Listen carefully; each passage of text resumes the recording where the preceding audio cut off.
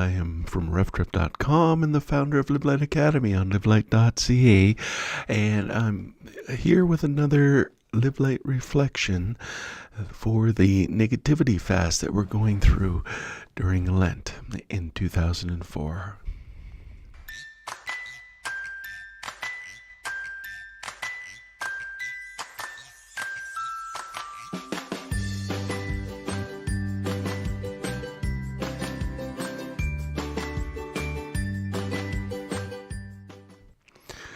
So yeah, it's early morning. I'm actually going to be sharing a message today at my church, and so I thought I should get this done. Oh yeah, and there's a potluck. So yeah, we're cooking some things, and oh yeah, I gotta go through my morning routine.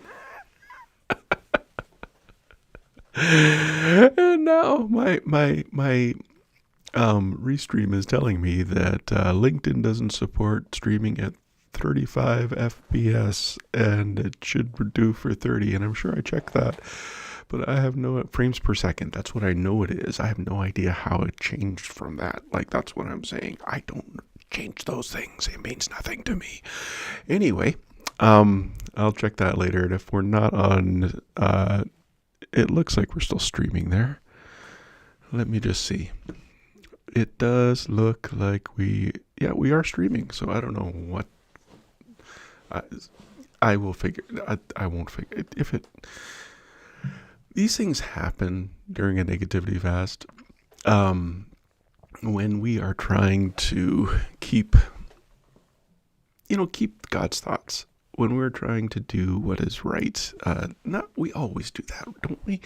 But frustrations will come. We gotta get rid of the rubble. We got to learn to laugh at things. We gotta learn to take ourselves not so seriously. I haven't even got to the title here yet. Yeah, the title today is "My Hope is Real." So let's get to that, and I won't be able to figure the rest of that out. But anyway, I will be back out. We are on day 12, and today's reflection is "My hope is real." My hope is real. It does not disappoint.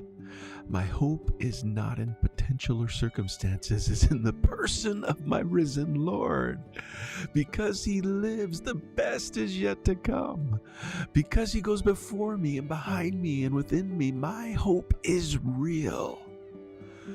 The question we can ask ourselves is, have disappointments hardened my heart to hope? It's kind of in line on what I was saying, right? Like, we have to, one of the books I wrote, and I'm going to turn into a course here at some point. The course title, I will call it, is Live Light with Hope. And really what that course, or what that book does, the book title is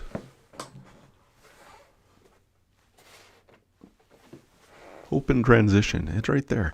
Anyway, but I'm going to take the content of that book and break it down into a course. Like, that content really was, that particular book I wrote when I was processing everything I went through with my dad's death. How on earth, in case you don't know the story, we were at a church that I loved. It was my first church. I loved the people. I love what God was doing. It was just, we were seeing people baptized. We had more butts in the seats than we knew what to do with. We had more money in the bank account, and it scared us. And I felt God say, lay it all down. Lay your future, your finances, your friends, your family, and do something that doesn't make any sense. And that thing that didn't make any sense was to moved to New Zealand without any call on God. Like 2 years before, we were offered a church in New Zealand, and everything would have ticked the boxes, and it would have made a whole lot of sense. And we just I didn't feel it was the time yet, but 2 years later, I felt it was time. And then we made an announcement, so we gave them a lot of time, so 6 months to find somebody. And I just said that we'll be here till the end of the year. And within that time, my dad was diagnosed with bulbar ALS and given about 18 months to live. And if you don't know what bulbar ALS is it attacks the bulbar part of the brain, and it basically it takes away your ability to swallow and your ability to speak. How did that breathe? Oh yeah, and then breathe. Okay, so yeah, first of all, my dad couldn't swallow, so he needed a feeding tube, and that feeding tube, he could still live because he had a feeding tube, and then he lost his voice. Was that first? Maybe his voice was lost first. So he couldn't preach. He was a preacher, and he couldn't do that. He was a teacher. He couldn't teach. And then he couldn't fellowship. He couldn't, well, he'd be there pouring Ensure down his tube when we ate, but it wasn't quite the same. And for him. And then moves down and takes away your ability to breathe. It's an ugly, terrible, brutal disease. And basically, I didn't go to New Zealand with the right attitude. I told God, what if I gave up all of this, I wanted heavens to open. And I don't know what you imagine heaven's opening would look like, but we arrived 6 a.m.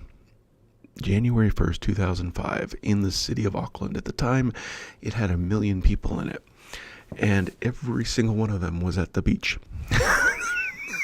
So we arrive. And a friend come from the beach to meet us at the airport at 6 a.m. Greek guy drives us to his house down these completely deserted highways, freeways, like 3-lane freeways crossing the bay. We were the only 2 cars. We were just following him. That was it. You'd expect to see a tumbleweed. It was anything but open heaven in my view. And so I wasn't there with the right attitude. And we decided we were going to live there. We were going to be raising our family there. That was what we were going to do. But after consulting a bunch of people I trust and expecting most of them, great people of faith, I expected most of them to say, no, just stick it out. This is part of the process. Just go. And then they all confirmed we should go home and be with the family. So we came home and helped my dad finish his book and get it published before he died. And then my book out of that was hope, because I had to learn how to hope again. And I was studying the story of David and his men in Ziklag, and coming out of that, there are some really good principles for us to follow. What do you do? What do you do when the people around you are talking about stoning you? What do you do when some can't just go on? It's just too much for them. What do you do? And it's a beautiful, beautiful story. What am I going to say? Oh, yeah. So it's going to become a whole course, and we will be doing that. Speaking of courses, we are on the Negativity Fast, and we do have a course for the Negativity Fast. What it is that the 47 days of devotional, the 47 days of reflections are dripped out every day as soon as you sign up at reftrip.link/fast, and you get the material. Now, you get this material for life. After you go through it, it'll always be available to you. And you can go through a Negativity Fast using that material anytime you want to. Now, the book actually will go through... My alarm is just ringing. I need to go check my food that's cooking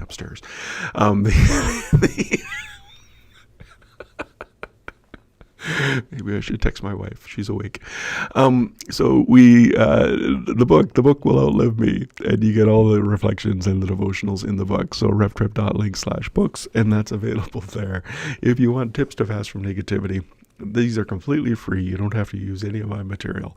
Go to tips and tools from at reftrip.link/tips. And then, of course, I have a course, and this course helps you to live light above the negativity with your whole heart. reftrip.link/bless. And I am live casting whenever I can, like this time in the morning. And so it's random. But if you want to keep up to that, you go to YouTube, like and set notifications on YouTube, revtrip.com/TV. Or if you're on Facebook, like and set notifications on Facebook, revtrip.com/FB. Or if you listen to podcasts and that's the way you want to consume your information, catch up on podcasts and subscribe where you listen at revtrip.com/radio. I really need to go check my pierogies baking in the oven. Anyway, take care. God bless. And I will be back tomorrow. I'm preaching at 10 o'clock my time, not 10 o'clock. I don't know what time. The service starts at 10 o'clock, whenever, and we're doing a baptism service. So there's baptisms taking place during the song service, and it's going to be cool and fun, and you can join us online. What's the easiest way? kway.live gets the live stream that we send to our webpage. But anyway, we will take care. God bless.